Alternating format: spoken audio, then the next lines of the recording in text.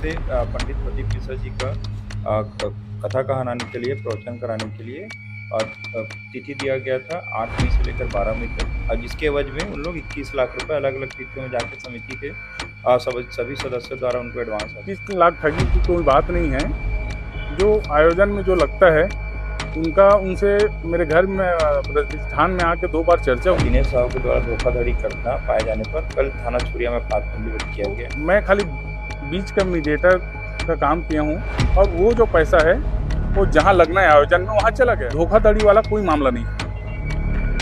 शिव महापुराण कथा के नाम पर एक बार धोखाधड़ी करने का मामला सामने आया है। मामला है राजनांदगांव चौकी छुरिया क्षेत्र का, जहां भोलेनाथ सेवा समिति द्वारा शिव महापुराण कथा का आयोजन करना था और इस आयोजन के लिए हाले कोसा निवासी दिनेश साहू को नगद 21 लाख रुपए कैश दिए थे।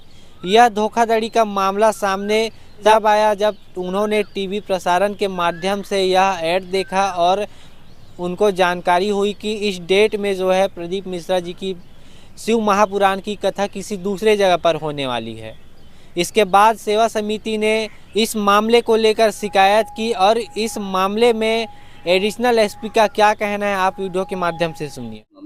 छुरिया अम्बागढ़ चौकी क्षेत्र अंतर्गत जो भोलेनाथ सेवा समिति है उसका जो अध्यक्ष है दीप चंद्र रजक, उसके द्वारा फरवरी 2026 में होले कसा थाना छुरिया निवासी दो दिनेश साहू है, उनसे पंडित प्रदीप मिश्रा जी का कथा कहानी के लिए प्रवचन कराने के लिए तिथि दिया गया था 8 मई से लेकर 12 मई तक, जिसके एवज में उन लोग 21 लाख रुपए अलग अलग तिथियों में जाकर समिति के सभी सदस्यों द्वारा उनको एडवांस राशि दिया गया था। जिसके बाद समिति के लोगों द्वारा जो टीवी कार्यक्रम है उसमें देखा गया कि इस जो अवधि यहाँ जो देना बताया गया तिथि, इस तारीख को उनके द्वारा रांची में कथा कहा जा रहा है, जिसकी सूचना मिलने पर इन लोग वन का जो मुख्यालय गए थे, वहां जा करके पता किए तो उनका किसी प्रकार का रजिस्ट्रेशन होना, पंजीकृत होना नहीं पाया गया, नहीं ही इनका जो 21 लाख रुपए जो दिए थे उसके संबंध में कोई जानकारी उनके हेडक्वार्टर में होना पाया गया। जिसके पास आकर वो लोग वापस आकर के दिनेश साहू से अपना जो दिया गया रकम की मांग किया गया,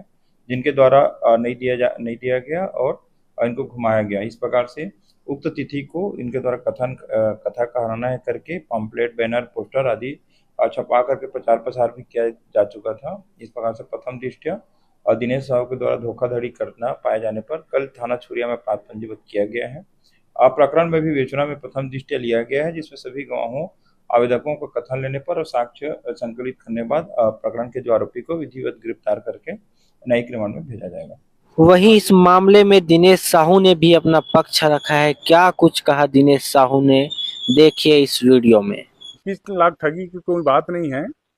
जो आयोजन में जो लगता है उनका उनसे मेरे घर में प्रतिष्ठान में आके 2 बार चर्चा हुई।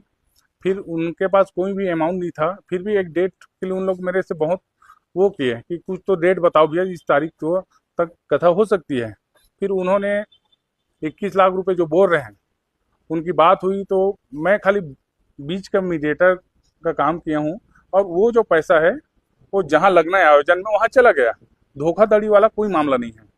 उन लोगों ने मेरे से बिना बताए हजारों की संख्या में बुक बनवाए और आसपास के क्षेत्र में बुक बांटे और करेक्शन किए।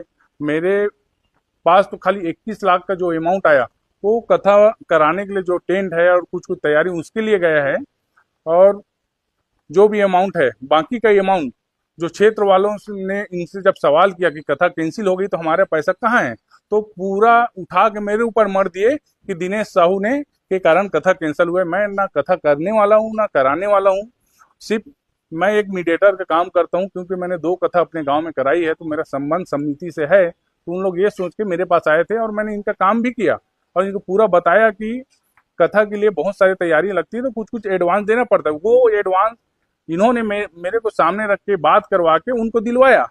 मैंने इनको साफ साफ बताया था कि आपकी कथा पूरा तैयारी नहीं होने के कारण कैंसिल हो गई है।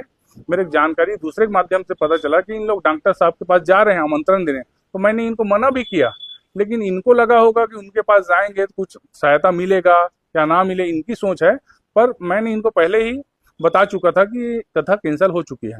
FIR करने से पहले ना पुलिस ने मेरी सूचना दी ना नोटिस भेजी। उसी समय मेरे घर में गमी हो गया। 3 दिन मेरा प्रतिष्ठान बंद था और मैं घर में ही मौजूद था, कहीं बाहर नहीं था। अगर पुलिस वाले चाहते तो मेरे घर आके पूछताछ कर सकते या नोटिस भेज सकते थे, क्योंकि मैं घर में ही था, 3 दिन कहीं नहीं गया था। अब इसकी जानकारी तो मैं नहीं बोल सकता कि किसी दबाव है कि क्या कर रहे हैं, लेकिन कुछ तो है। उसी कारण मेरे से बिना पूछे, बिना नोटिस भेजे मेरे ऊपर एफआईआर दर्ज कर दिए, मेरा पक्ष रखने का समय ही नहीं दिया। अपन तो कानून के साथ हैं, जो भी होगा देखेंगे, लेकिन अपन गलत नहीं है तो फ्री हैं।